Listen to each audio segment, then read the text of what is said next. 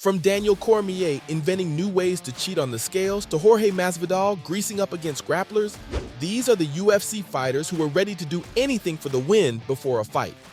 Let me tell you about how DC hoodwinked the scales first. Who'd have thought Cormier would be that eager to win? But you see, he was just eager to compete.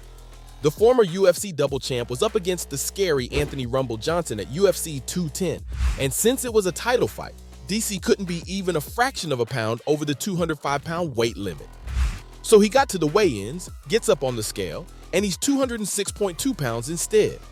The commission then gave Daniel an additional 2 hours to make weight. That's plenty of time to cut a single pound, right? Well, DC doesn't even need that, and he walks back in there after a couple of minutes, gets up on the scale once again, and this time he's at the perfect weight. What he did was really clever. Daniel took off his shorts, so they had to bring a towel out for him. And while he was on the scales, DC grabbed the towel with both hands, kinda just leaning on it, which was enough to show that he was at the perfect weight. I admit, this wouldn't have made any difference in the fight, and DC did go on to beat up Johnson pretty badly, but it was still really clever what he did. Daniel did kind of popularize this trick though, because Khamzat Chimaev pulled something similar at UFC 267. When the boar stepped on the scales for the weigh-ins, he appeared to be just slightly above the allowable weight limit, so he was granted another hour to make the weight. Khamzat seemed to have gone an extra mile when he returned though. He was stripped naked standing behind a towel and weighed only 166 pounds. That's 4 pounds lower than the welterweight requirement. Everyone in attendance was shocked at this, so Chimaev was called up to the scales for a third time that night, and the official asked him to keep his hands off the towel this time. The boars appeared exactly at 171 pounds. The Chechen made weight, but he wasn't really sure that things will go down smoothly for him on the scales. So just a little towel grab doesn't hurt, right? Khamzat went on to dominate Li Jingliang during the fight. You guys may remember where the boars picked up a guy and carried him across the octagon so that he could talk to Dana while he was also beating up the man. Maybe it wasn't Chimaev's intention to cheat, but he also proved that the method really works, and DC is a damn genius. But it's still not like Cormier used steroid, unlike his rival John Jones. No UFC list is complete without the MMA GOAT. And for cheating, he should have a whole documentary made on him. The man's been caught with performance-enhancing drugs and steroids multiple times over his career, and it's not like he wasn't punished for it. In fact, he's been stripped of his title, suspended, and fined every time he was caught. But then after a bit, he found himself competing again. Traces of cocaine have been found in his body, and he's come out to openly admit it as well. The worst part is that he didn't need to do any of it in order to be the GOAT he is today, because he was just so talented. But the thing with Jones is that he never wants to be second best, so he took every single advantage that he could get. Even inside the ring, John was a dirty fighter, and many of his opponents have confirmed that. He'd poke them in the eyes repeatedly. He'd throw oblique kicks to damage their knees, and then of course, there were the illegal elbows and knees that Bones just loved using. Despite all that, doping was the worst of it all. And back in the day, it was pretty common too. Otherwise, guys like Alistair Overeem would have never seen the inside of a UFC cage. The Demolition Man was a genuine new sensation because he knocked the legendary Brock Lesnar into retirement on his UFC debut. That landed him on the main card at UFC 146 against Junior Dos Santos.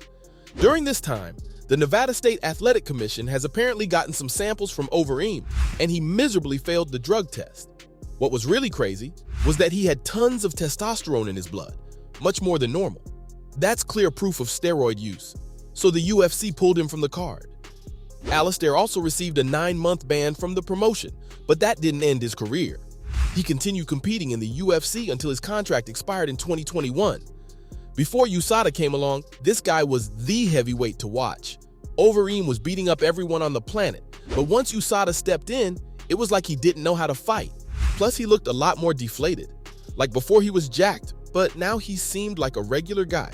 The comparisons were what made it even clear what he used to do. Like Chael Sonnen says, more juice than a box of Tropicana. That was true for the legend, Anderson Silva as well. Yep, this icon also tarnished his career by pushing it too much and taking illegal substances just to stay on top.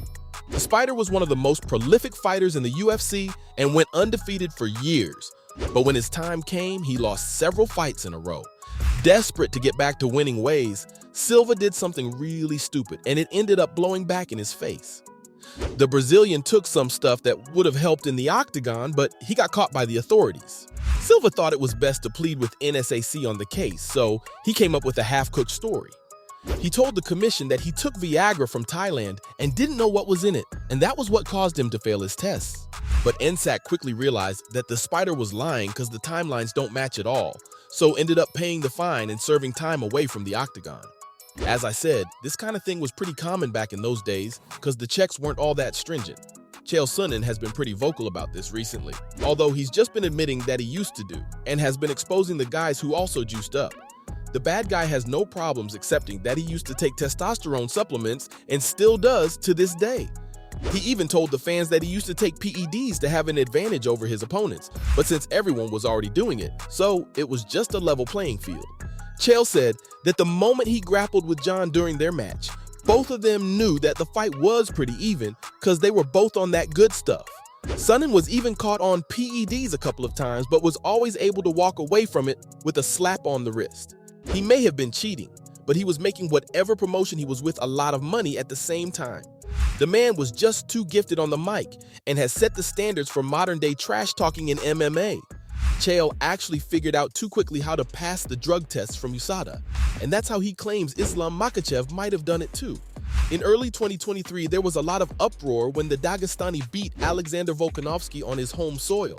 Dan Hooker then jumped in from somewhere and claimed that Islam had used an illegal IV.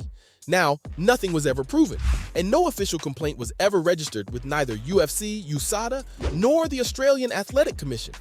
But the bad guy revealed that the IV could have been used to either rehydrate after a difficult weight cut, or it could have been used to flush out the system after taking some banned substances. Sonnen actually talked in a lot of detail as to how USADA dropped the ball by banning IVs, because the fighters then realized that you could use it to clean your system out of PEDs.